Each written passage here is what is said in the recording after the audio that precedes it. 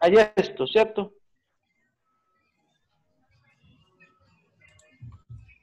De pronto yo empiezo y me va a salir esto, ¿cierto? Cuando grafique me va a salir de esta forma, y eso que arranqué del 2%, quiere decir que ese suelo tiene un rango de humedad óptima muy próximo, es muy cercano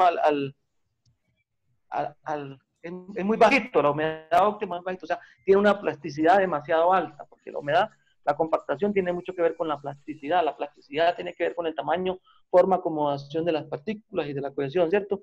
Entonces, ¿qué se debe hacer? Yo arranco el ensayo de compactación,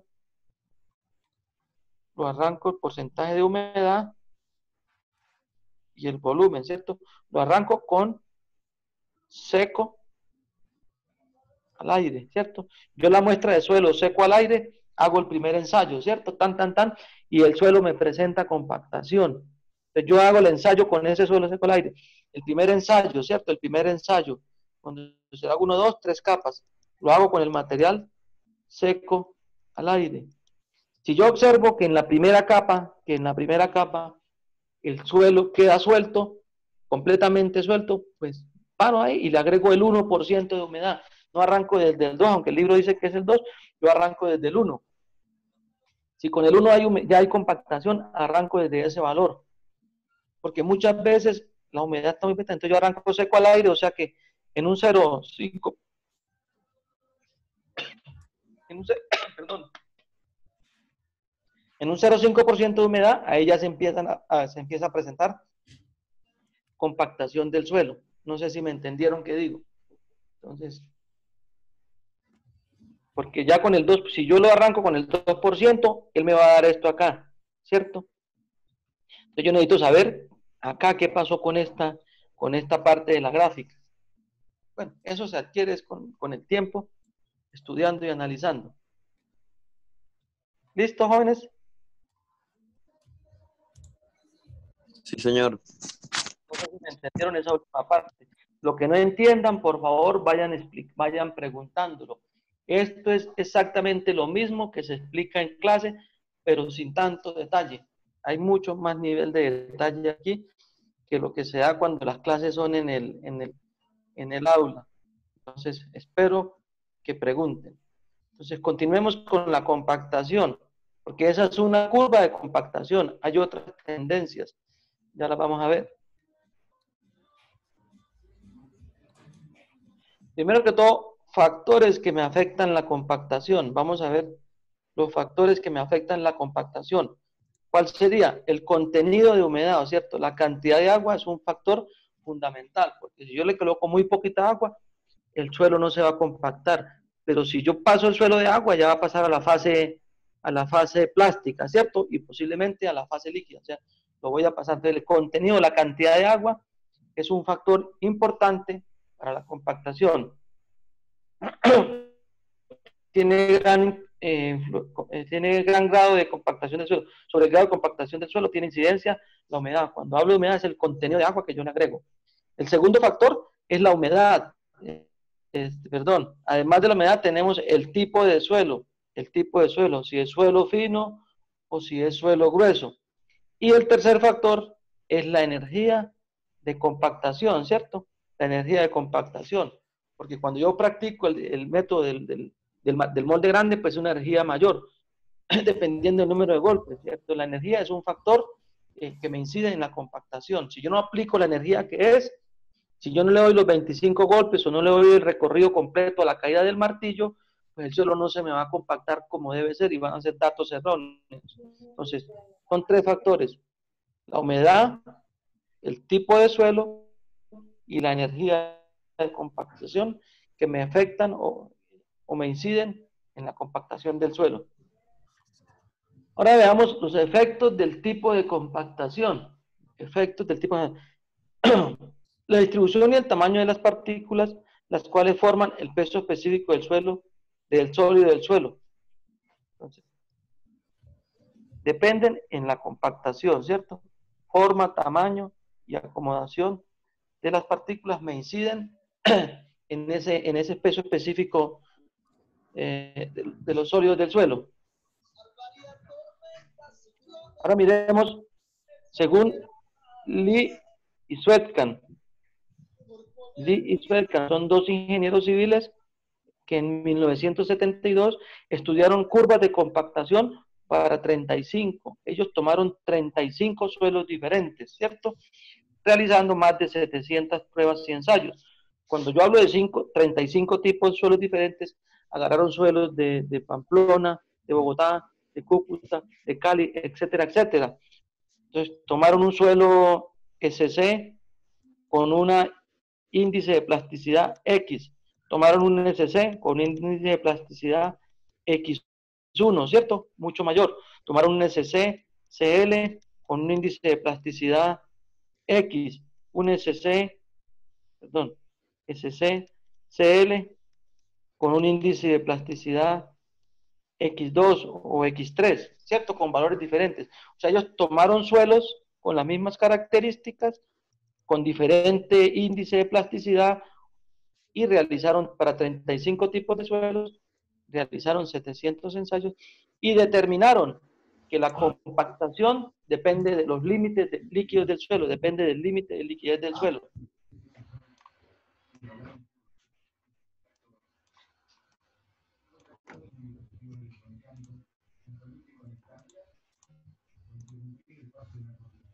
Entonces, ellos observaron lo siguiente, hicieron la gráfica, bueno, aquí lo, vamos a hacerlo aquí.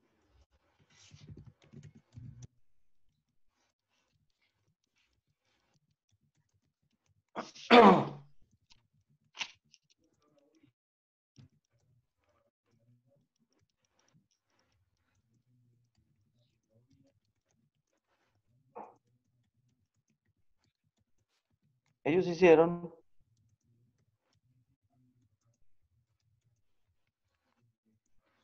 los ensayos y graficaron y observaron las siguientes curvas de compactación. Esta forma,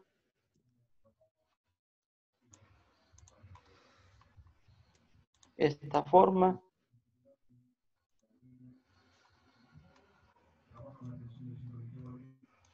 esta forma y esta forma, ¿cierto? Les dijeron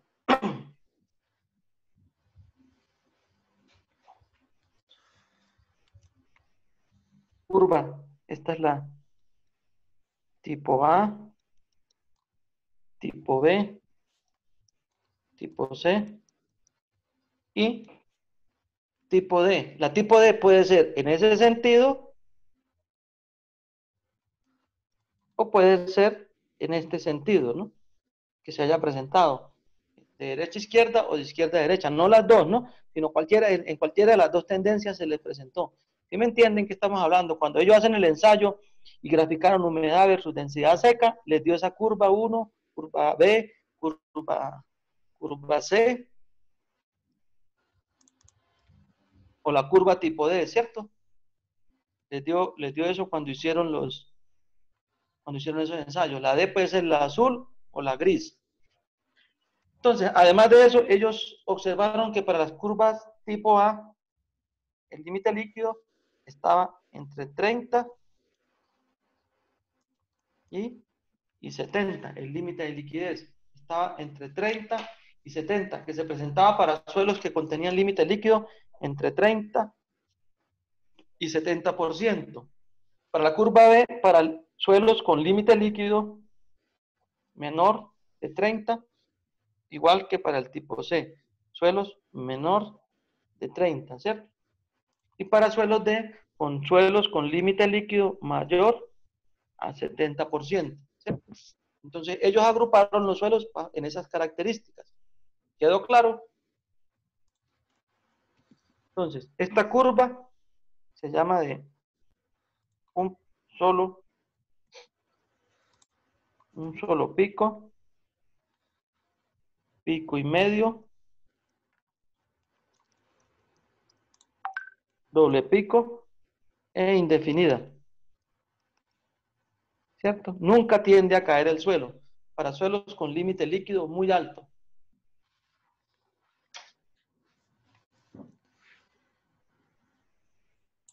¿Hay preguntas?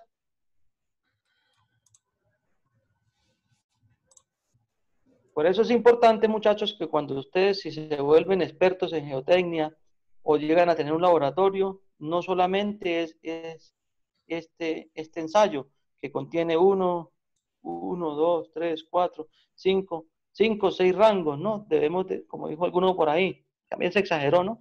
20 ensayos, no, 20 ensayos Profe, es se le demasiado. escucha entrecortado. Sí, es el internet, es que el internet está malo, ahí no hay nada que hacer. Profe, el límite líquido tipo B y tipo C, ¿cómo es? De 30%, miren, los límite líquido tipo B y para el tipo C es con límite líquido Profe, menor al 30%. no se le escucha bien. Ahí, pues no están escuchando, pero ¿están viendo o no están viendo lo que estoy copiando? Yo la entiendo bien. Yo lo entiendo bien también. Mire, curva tipo B y tipo C, límite líquido menor al 30%. Tienen el mismo rango. O sea que se puede presentar para ese tipo de suelos cualquier tipo de curva. Ahora vamos a lo siguiente, vamos al análisis, ¿qué es lo que vale? Ese análisis no lo hace el Excel, ¿cierto? Ese análisis lo hacen son ustedes los ingenieros. En este punto, y aquí vemos, ¿está claro? Este punto es aquí, el gamma seco máximo está aquí, y aquí está la humedad óptima. En este punto, pues no es definido, ¿cierto? Para este tipo de suelo no tenemos un gamma seco máximo porque sigue incrementando, él sigue incrementando su valor.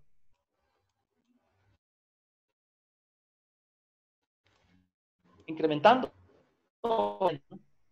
¿Sí quedó claro? Señor. Por eso, miren, es que por eso cuando estemos haciendo el ensayo, cuando ustedes estén haciendo el ensayo, y de pronto ustedes con la humedad 1, la humedad 2, en la humedad 1 empezó así, y en la humedad 2 se le subió, y en la humedad 3 bajó, ¿cierto? Digamos que aquí está la 1, perdón.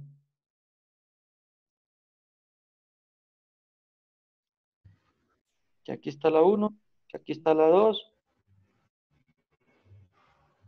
y aquí está la 3. Ah, listo, coroné. El gamma seco máximo es este. No, porque está muy acá. Hay que hacer por lo menos unos 8 y observar que haga esto, ¿cierto? No es decir, ah, mira, tan fácil, en la tercera humedad ya me bajó, ya el gamma seco me bajó, entonces listo, ahí estamos, ojo con esto, muchachos, porque es un valor erróneo. Y si ustedes ese material que están probando de esa mina, lo llevan a hacer una compactación, imagínense, este gamma les dio por decir un valor de 15 kilonewton metros cúbicos, pero el verdadero estaba aquí y era 18 o 19. Entonces, este es el verdadero y yo estoy compactando con este. O sea, estoy perdiendo, el exacto es este, el de 18 con el que yo tengo que trabajar, ¿cierto? Yo le digo, no, compacte con este suelo, no, no le sirve, tiene que ser el gamma seco de 18, el que le dé el verdadero valor.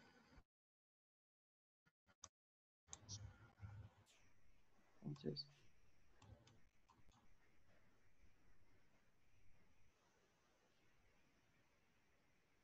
¿listos, jóvenes?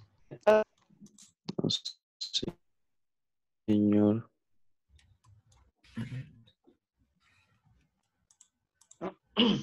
Bueno, aquí tenemos lo mismo, ¿cierto? Las curvas de compactación. La curva tipo A tiene un solo pico, o sea, ya lo vimos, la tipo C, la tipo D. Esto ya lo vimos. Rangos aproximados de humedad óptima versus tipo de suelo. Rangos aproximados. Entonces, esto nos sirve como de referencia, ¿cierto? Cuando yo les digo, cuando ustedes hagan un ensayo, el ensayo de gravedad específica, el ensayo de, ¿cuál otro es? El ensayo de gamma seco, de densidad compacta seco máximo, las propiedades, las propiedades que yo tenga en el laboratorio las puedo comparar con las tablas que ya están en los libros. Entonces yo sé que para una arena la humedad óptima de compactación está entre el 6 y 10%, ¿cierto? Pero lógicamente la arena no tiene compactación, esa arena debe tener algo de fino, ¿cierto? Cuando tengo una mezcla de arena y limo, la compactación está entre el 8 y el 12%. Cuando tengo solo un limo, la compactación está entre el 11 y 15% de humedad, no estoy hablando de humedad. Y si tengo una arcilla, esa compactación está entre el 13 y el 21%. Es la humedad óptima para lograr la compactación, está entre esos valores. O sea que si yo tengo una arcilla y me dicen que la humedad óptima es del 8%, ahí, ese valor, lo más probable es que esté mal, ese dato quedó mal. Entonces, ahí tiene que causarle curiosidad e investigar qué fue lo que pasó con el laboratorio. Seguro le están trabajando mal. Entonces, siempre los resultados hay que compararlos con la teoría que viene en los libros, o sea, con lo que ya está normalizado y estandarizado. Ahora miremos los efectos que tiene la compactación del suelo, efectos de la compactación sobre un suelo, ¿cierto? Entonces, ¿cuál es el primero? Aumenta la resistencia al esfuerzo cortante, ¿cierto? Cuando yo hago la compactación, logro un mejoramiento del suelo, ¿cierto? Aumentando la resistencia al esfuerzo cortante. ¿Y eso qué me incide? En que aumento la estabilidad del suelo. El suelo se me vuelve más estable, ¿cierto? Más firme, me puede soportar más las cargas cuando un suelo. Segundo, me baja la compresión. Cuando yo compacto, me baja la compresibilidad del suelo, ¿cierto? Baja la compresibilidad. ¿Y esto qué pasa? Me disminuye los asentamientos bajo cargas estáticas, ¿cierto? Compresibilidad es la capacidad de perder agua cuando tiene una carga, ¿cierto? ¿Por qué? Porque yo ya estoy reduciendo ese vacío, yo estoy aplastando, estoy compactando, como dice la cuestión, el suelo, estoy sacando el aire, o sea, ya no van a haber vacíos, estoy sacando los aires y los estoy llenando completamente de agua, o sea, no va a haber espacio para que ocurran asentamientos. La tercera, me aumenta el valor de CBR, es la capacidad portante que tiene una vía. Cuando hablo de vía, es CBR, ¿no? Es el CBR, es la capacidad que tiene, y ese es un ensayo, ¿no? Es el ensayo de California para los pavimentos, para las bases de los pavimentos, perdón.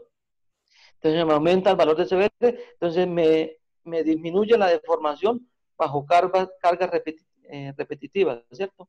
Disminuye la deformación de los suelos bajo cargas repetitivas. ¿Cuál es una carga repetitiva? Pues un vehículo en movimiento, ¿cierto? Eso es una carga repetitiva. Un vehículo y otro y toda la cantidad de vehículos que pasan. Baja la permeabilidad del suelo. ¿Por qué? Porque yo estoy disminuyendo la cantidad de poros, ¿cierto? Estoy cerrando los poros. Entonces baja la tendencia a absorber agua. Si un muro en tierra me absorbe agua, pues cuando la temperatura se baje, este puede congelarse y va a ocasionar pequeñas fuerzas, ¿cierto? Y va a haber expansión. Cuando se descongele, vuelve y se llena de más agua y vuelve y se congela y me deteriora el muro. O si el agua pasa muy rápido a través del muro, me ocasiona arrastre de más, yo tengo que controlar esa permeabilidad mediante la compactación. Cuarto, baja la susceptibilidad al congelamiento, ¿cierto? ¿Por qué? Porque yo estoy cerrando los poros, entonces ya el agua no puede penetrar, ¿cierto? Es menor probabilidad de congelamiento porque ya los poros van a estar cerrados. ¿Hay preguntas?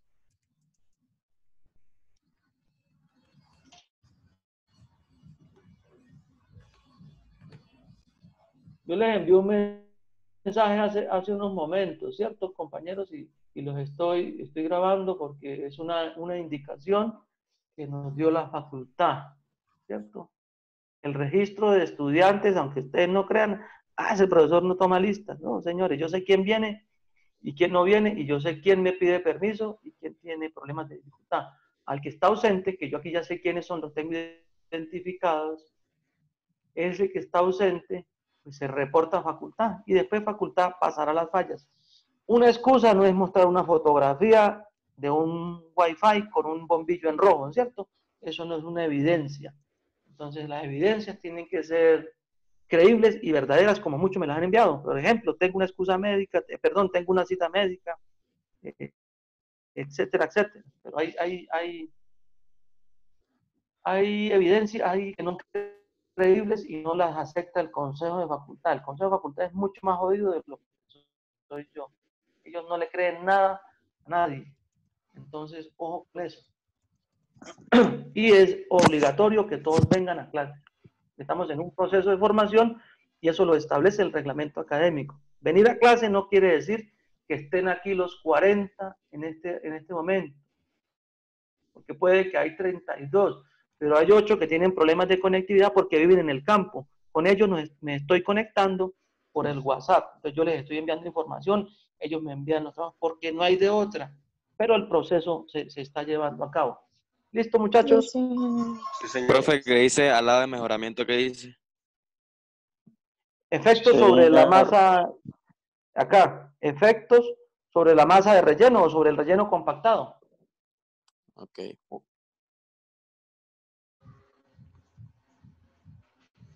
Y a nosotros nos están controlando eso, ¿no? No es que yo quiera aventar los que vengan, sino que a nosotros nos están controlando eso. A nosotros nos piden evidencias, muestras, entonces toca ser éticos en ese asunto. Aplicación de la compactación, ¿cierto? Entonces, primero, para rellenar una excavación adyacente a una estructura.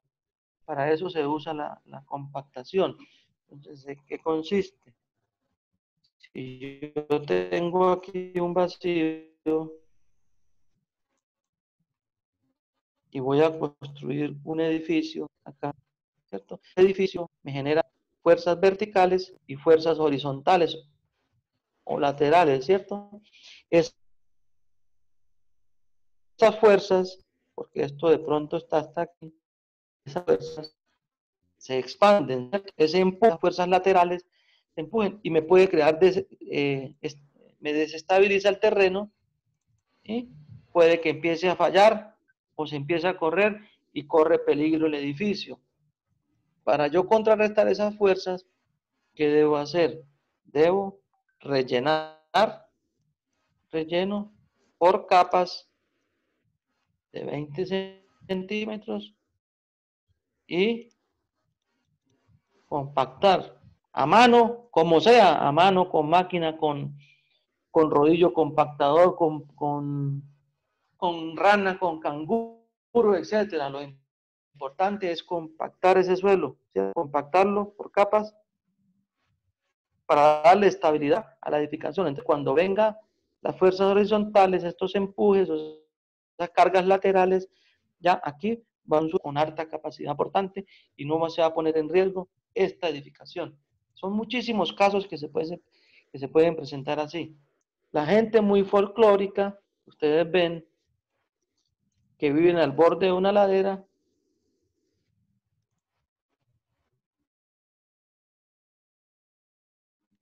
¿cierto? Aquí, tener de este talud. ¿Cierto? Entonces, con el tiempo se forman los esfuerzos cortantes, ¿cierto? Falla por cortante, desplazamiento, porque el suelo no soporta esa carga que le montaron. ¿Qué hay que hacer? Pues no construir ahí o mirar de qué manera se estabiliza este talud, dependiendo de la edificación, con unos anclajes. Pero ya eso se sale, ya no estamos hablando de compactación, sino que ojo muchachos cuando estén ahí construyendo o tengan alguna obra o sean los dueños de la obra. El otro día en Cúcuta, en un barrio, el terreno venía así, miren, sin exagerar, venía así, perdón, ya lo habían perfilado. El terreno venía así y acá continuó. Yo creo que habían como 6 metros y todo era relleno, porque es material que estaba aledaño a una vía. Y aquí montaron una casa, ¿cierto? Montaron una casa, una serie de casas, ¿no? Era un montón de casas ahí. Y este de acá le dio por hacer ese corte para agrandar su terreno, ¿cierto?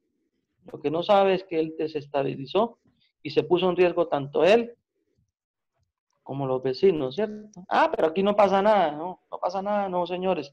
En cualquier momento esto puede colapsar. Y hizo un corte vertical a 90 grados. Esto se ve en Pamplona por todos lados y la gente no hace nada porque no pasa nada. Pero puede que ahorita no pase nada, ni dentro de 5, 10, 15, 20 años, donde venga el problema, que las filtraciones me afecten y empiecen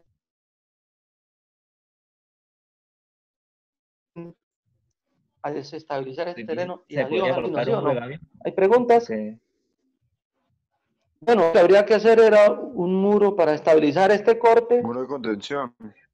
un muro de contención, ¿cierto? Es un muro de contención, pero no es un muro como piensa la gente, ¿no? Como un compañero de ustedes, no sé si está aquí, lo hizo. ¿Qué hicieron ellos? Hizo esto, mire, bajaron 2 metros, Le puse una capa de ladrillo. hicieron este muro, ¿cierto? Un muro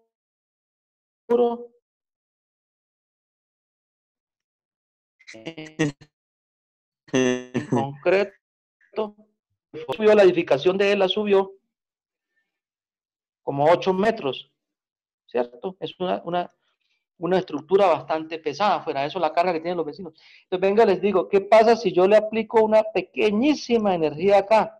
Una fuerza P. Se partió y Pues chao, para abajo. Se voltea, ¿cierto? Se Esto va. es lógico. Obvio. Eso Claro, es un porque- palo, es un poste hincado ahí. Aunque el muro tiene esto, y peor todavía, ¿cierto? El muro es así. El muro es así, no recuerdo, como 8 o 10 metros. Ese es el muro, ¿cierto? Ese es el muro y ella lo bajó ahí. Pero es un muro que tendrá 20 centímetros. No sé si el compañero está aquí o 30. No sé si el compañero está aquí. Sí, creo que está aquí, sí, pero no diga nada. No diga nada para que. No diga nada. Yo simplemente le dije, bueno, aquí en Pamplona no tiembla muy seguido, gracias a Dios, pues no va a pasar nada. ¿Cuál era la obra de ingeniería o de contención? Ese muro tenía que llevar una zarpa, miren aquí, ¿cierto? Esta base en concreto. Esperen, lo vuelvo y lo dibujo.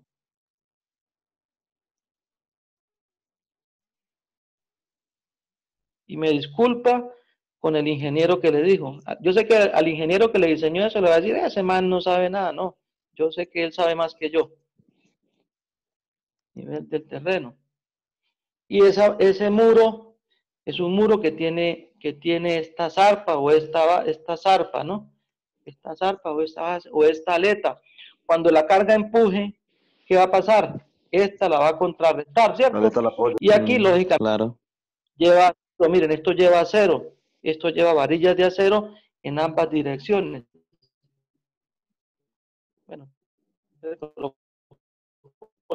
la varilla de otro color, la que me dé el diseño. Entonces, cuando esta carga P empuje, la otra carga contrarresta, ¿cierto?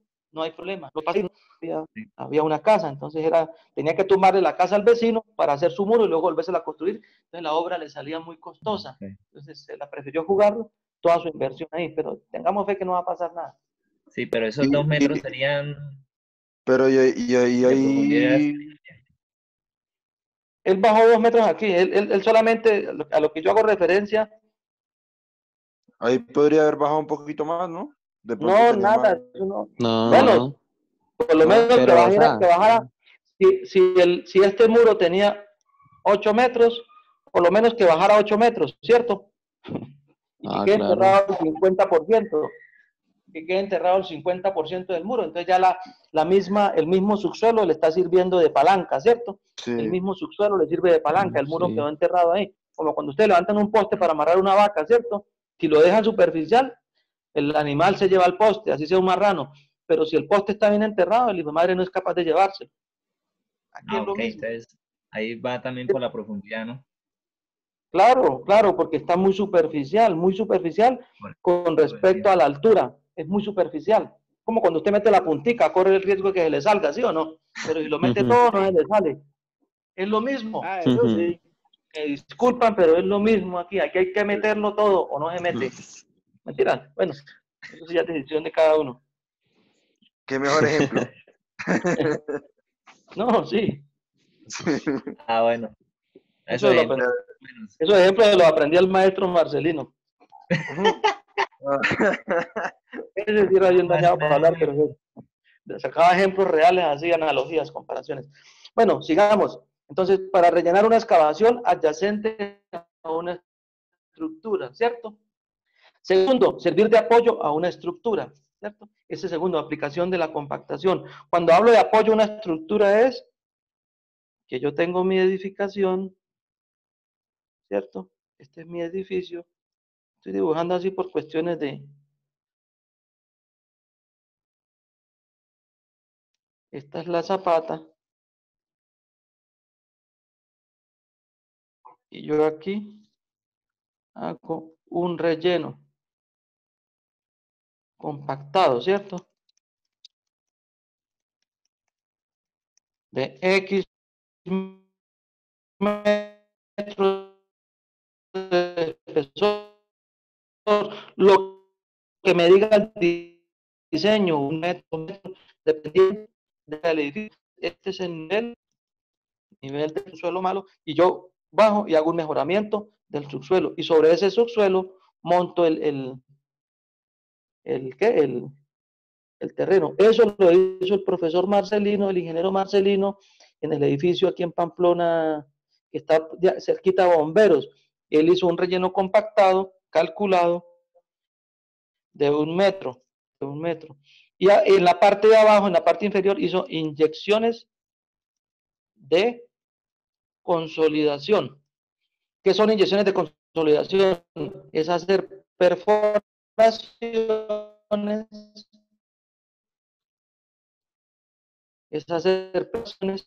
e inyectar, ¿cierto? Un material cementante, que ese suelo en la parte inferior me lo va a ver me le va a aumentar me le aumenta la densidad del suelo. Entonces son inyecciones de consolidación, inyecciones de material cementante que me aumentan la densidad. Entonces hacen inyecciones, ¿cierto? Hacen una serie de inyecciones, es un fluido y él me le aumenta la densidad del suelo. Entonces, tercero, como subbase para carreteras, vías, etcétera. Entonces, tercero, como subbase para carreteras, ferrocarriles, aeropuertos, muelles, todo donde haya circulación de vehículos pesados o de cualquier tipo de vehículo, ¿cierto? Ustedes saben que una estructura de pavimento tiene esto, que es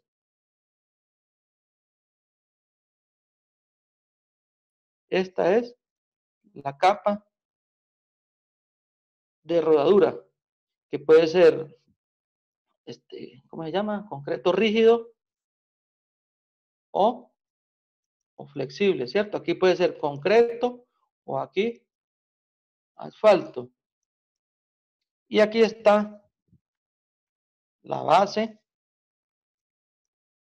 la subbase, y aquí tenemos el terreno natural. Y esto perfectamente puede tener 60 centímetros, ¿sí? Perdón. Aquí me pasé. Esto puede tener 60 centímetros, ¿cierto?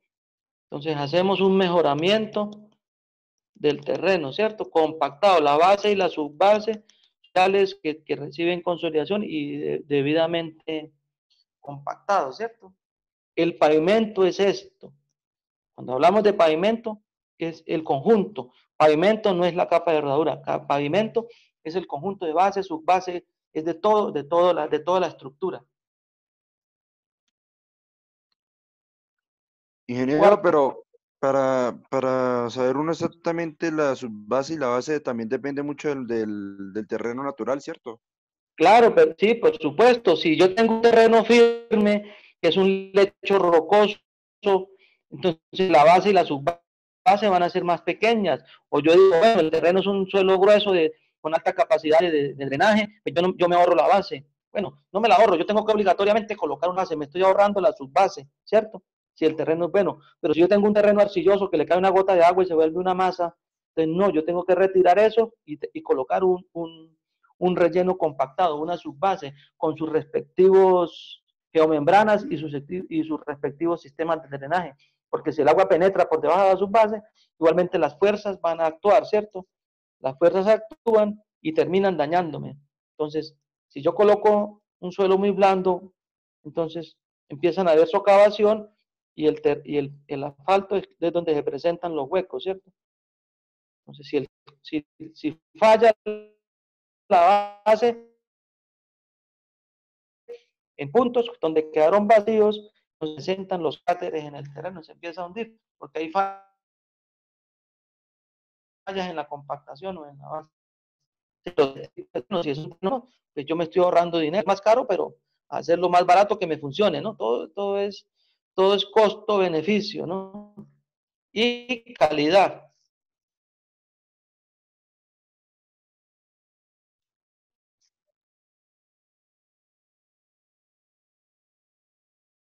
Costo y beneficio. Estructura como terraplén o bueno, una tierra, un relleno que debe tener un núcleo impermeable, ¿cierto? Y tiene que ir siendo compactado por capas, ¿cierto? Tiene que ir siendo compactado por capas. Profe, ya queda un minuto. Queda un minuto. Entonces,